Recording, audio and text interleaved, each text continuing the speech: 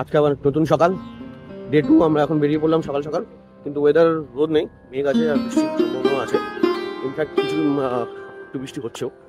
তো যাই হোক, আমরা এখন এখান থেকে ঘাটে যাবো, ঘাট থেকে দেন আবার নৌকা করে এবং চলুন তাহলে রাস্তায় যেতে যেতে কথা হবে। আসলে মোটামুটি রেডি সকাল সকাল। এই ওয়েদার যদি এটা একটা আমাদের কাছে একটা এক্সট্রা প্রাপ্য, অ্যাডভেঞ্চারটাকে অ্যাডভেঞ্চারের মতন হবে আশা করছি আজকে।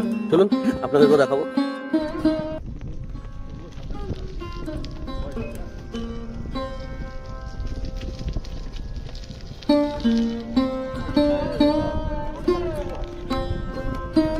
এখন বোটে আমাদের বোট ছেড়ে দিল, ওপরে একটু বৃষ্টি হচ্ছে বলে আমি জাস্ট একটু নিচে আসলাম, এখন আবার উপরে যাবো। চলুন আজকে সারাদিন তাহলে সুন্দরবনে ভ্রমণ করা যাবে, কিন্তু সাথে বৃষ্টি কতটা কি দেখানো যাবে এখনই বুঝতে পারছি না। চলুন দেখা যাক। Good morning. আজকে আমরা সকাল সকাল বেরিয়ে পড়েছি। আজকে আমাদের অনেক জায়গায় যাওয়ার কথা। ফার্স্ট আমরা চলে এসেছি এটা সজনেখালি। এখানে একটা ওয়াচ টাওয়ার আছে, wildlife sanctuary. Sajnekhali wildlife সেঞ্চুরিতে আমরা চলে এসেছি। বাইরের ওয়েদারটা আজকে একটা অসাধারণ ওয়েদার। তোমরা দেখো, মানে কিছু বলার প্রয়োজন নেই আর, কিন্তু বৃষ্টিটা একটু বেশি হচ্ছে এবং সব টলি সব দাঁড়িয়ে আছে। আমরা এখন যাচ্ছি ওই যে ওয়েলকাম টু সজনেখালি, আমরা দেখতেই পাচ্ছি। আস্তে আস্তে আমরা সজনেখালি চলে যাচ্ছি। এখানে ওয়াচ টাওয়ারে খুঁজে আমাদের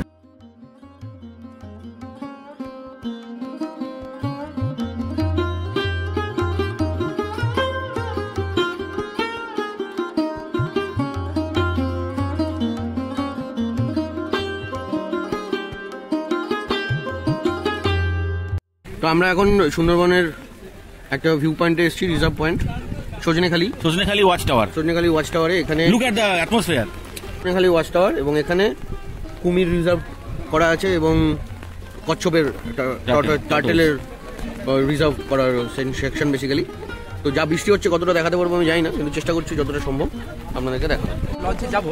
তো এই জায়গাটা হচ্ছে সজনেখালি ফরেস্ট অফিস, মূলত এগুলো সব ফরেস্ট অফিস।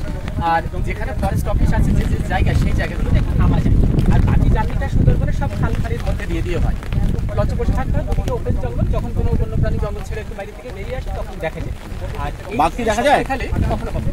তো সজনেখালি ফরেস্ট অফিস সেটা এখানে দেখার মতো বলতে, এই পুকুরটার মধ্যে কিছু বিরল প্রজাতির সামুদ্রিক কাঁঠা আছে। কাঁঠা অর্থাৎ টার্টেল। হ্যাঁ, এটা হচ্ছে রিভার টেরাপিন টার্টেল। টার্টেল অনেক প্রজাতির হয়, কিন্তু এই প্রজাতিটা একেবারে ক্রিটিক্যালি এন্ডেঞ্জার্ড একটা স্পিসিস, একদম বিলুপ্তির পথে। তাই বন দপ্তর থেকে এই জায়গাটাতে ওনারা ব্রিড করেন। আর ব্রিড করে যখন নাম্বারটা বেড়ে যায় তখন কী করা হয়, এমনি ফরেস্টে তো অনেক পুকুর আছে, লালন পালন চলে। তারপরে যখন বড় হয়ে গেল তখন কিছু কিছু করে নদীতে রিলিজ করা হয়। এটা একটা দেখা যায় ওয়াচ টাওয়ারের সামনে একটা করে পুকুর থাকে, মিষ্টি জলের পুকুর। কারণ সুন্দর করে নদী খাল করে রিসার্চে দেখা গেছে দীর্ঘদিন ধরে যদি নোনা জল অ্যানিমালটা তাই বন দপ্তর থেকে ফোনের মধ্যে মধ্যে কিছু পুকুর বানিয়ে দিয়েছে, বৃষ্টির জল ধরে রাখা হয়, ওই জলটা অ্যানিমালটা খেতে আসে।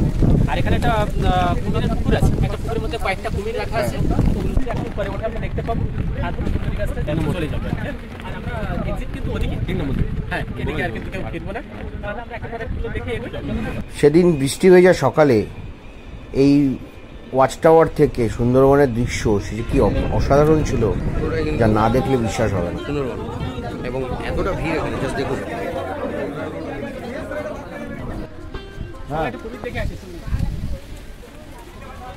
একটু কুমির দেখবো, সেই জন্য আমরা গাইড দাদার পেছন পেছন চলেছি।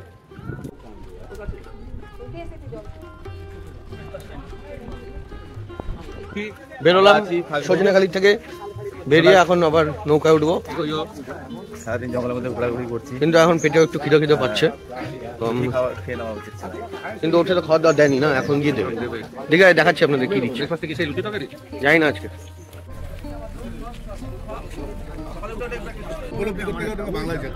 আজকে মেনু হচ্ছে গরম পুরি, তার সাথে চানা মশলা এবং তার সাথে এই ওয়েদারটা। জাস্ট আমরা সজনেখালি থেকে বেরোলাম, বেরো আমাদের প্রথম ব্রেকফাস্টটা করে আমরা এখন রওনা দেবো বকখালির দিকে, সুজন্যখালির দিকে। বলছে আপনারা তো সবাই উপরে যাননি, সবাই 10 জনের সাথে পরিচয় হয়েছিল। বাকি যারা জাননি তাদের সবাইকে আমার আন্তরিক নমস্কার। আমি অরুণ সরকার, আমি সুন্দরবনের লোকাল ছেলে, লোকাল গাইড। আমি আপনাদের সাথে আজকের এই সারাদিনের জার্নিটাতে থাকবো।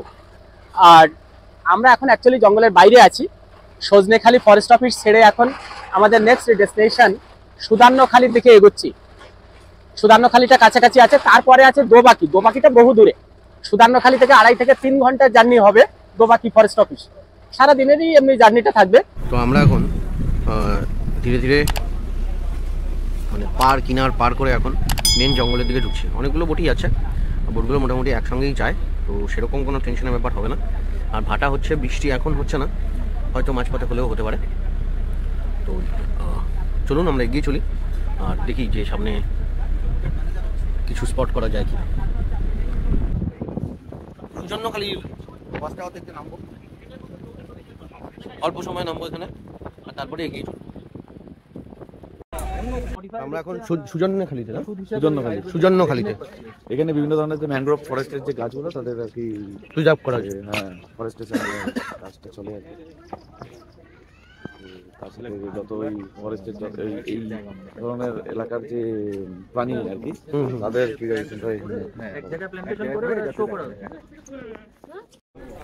এটা হচ্ছে নিরুট। হ্যাঁ, একটা ওয়াচ টাওয়ার আছে যেটা আমরা দেখবো, এবং ওয়াচ টাওয়ারটা দেখে দেন আবার আমরা ব্যাক করবো। চলুন।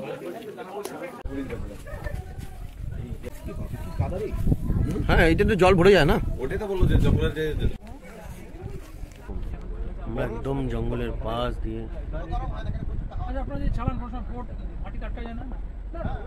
গুটি গুটি পায়ে এগিয়ে চলেছি।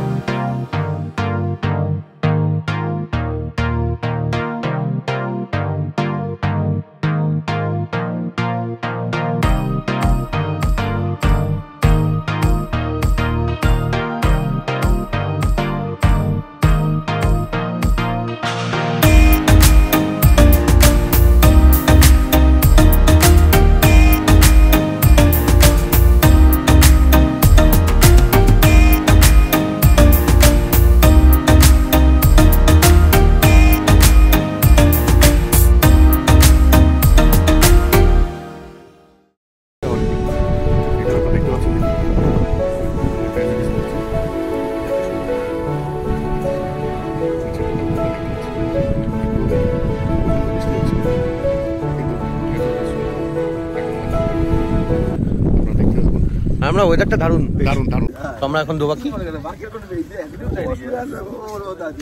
যেটা উপরে একটা সিমেন্টিং টানেল বানানো আছে বেসিক্যালি, যেটা দিয়ে আমরা এগিয়ে যাচ্ছি।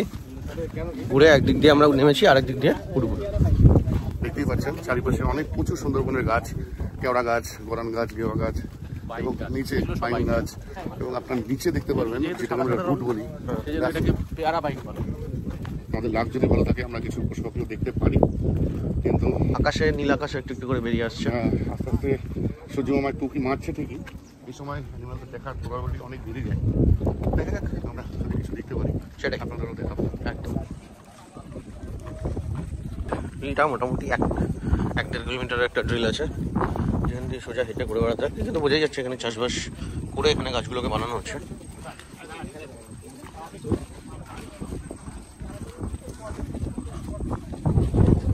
জাস্ট দারুণ একটা জায়গা।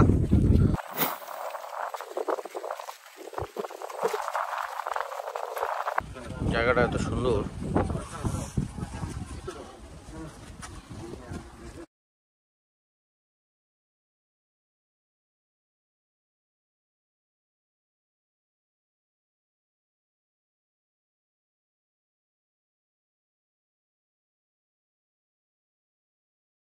তো আমরা দোবাকি থেকে মোটামুটি 1-1.5-2 দিকে ঢুকলাম। এখানে একটা 1 কিলোমিটার 1.5 কিলোমিটারের ট্রেল আছে, ওটা আমরা হেঁটে কভার করলাম, যেটা নিচে ন্যাচারালি ব্যাপারটাকে রাখা আছে, প্রিজার্ভ করা। এবং ওখানে বোঝা যাচ্ছে যে জল আসলে সেটা ভরে যাচ্ছে। আজকের এই সেলফি না, না সেলফি ভিডিও তো। আজকে আমরা দোবাকি ব্যাঘ্র প্রকল্পতে আছি এই মুহূর্তে। বর্তমানে আমাদের সামনে একটু আপনারা লক্ষ্য করলে দেখবেন একটা লাল চুলালা বয়স্ক লোক যাচ্ছেন। উনি আমাদের একটু আগে হাঁসের মতন ডেকে শুনিয়েছেন, আমি ভীষণ উৎফুল্ল বোধ করছি। এবার আমরা গিয়ে বোটে ফিরে দই ইলিশ খাবো। আর আমার পাশের ভাইটিকে দেখছেন, যদি 1 পিসের জায়গায় 2 পিস না দেন তাহলে আজকে তার জন্য কপালে কষ্ট আছে। এই ব্যাপারে এইটুকুই আমার বক্তব্য ছিল। ধন্যবাদ। ডিটেল শুনবো আমাদের গাইড বাবুর কাছ থেকে এই এরিয়াটা সম্পর্কে। সেঞ্চুরি জোনের লাস্ট ক্যাম্প এটা দোবাকি ফরেস্ট অফিসে দাঁড়িয়ে আছে। একটা বিশেষ একটা ক্যানোপি ওয়াক আছে, আমরা ক্যানোপি ওয়াক হয়ে এলাম। জঙ্গলের মধ্যে দিয়ে 1/2 কিলোমিটার একটা রাস্তা আছে। আসলে এটা মার্শি ল্যান্ড আছে, ল্যান্ডে সাফারি করা যায় না, হাঁটা চলা যায় না। তাই বন দপ্তর গেস্ট থেকে বা টুরিস্ট থেকে জঙ্গলের আচ্ছা, এটা ক্যানোপি ওয়াক আর এটা এখন আমাদের এক্সিট। গেটের দিকে এগিয়ে চলেছি, ঠিক আছে। সামনে আমাদের বোট অপেক্ষা করছে। এটা হচ্ছে আমাদের এক্সিট। ওয়েদারটা আমরা দারুণ পেয়েছি, এর জন্য অপেক্ষা করছি। এখানে দাঁড়িয়ে থাকতে হবে। ওই যে তখন কথা হচ্ছিল না, হাঁসের ডাকে আমরা একটা হাঁসের ডাক শুনতে পেলাম, দারুণ। সেই হাঁসের ডাকটা আরেকবার শুনতে হবে।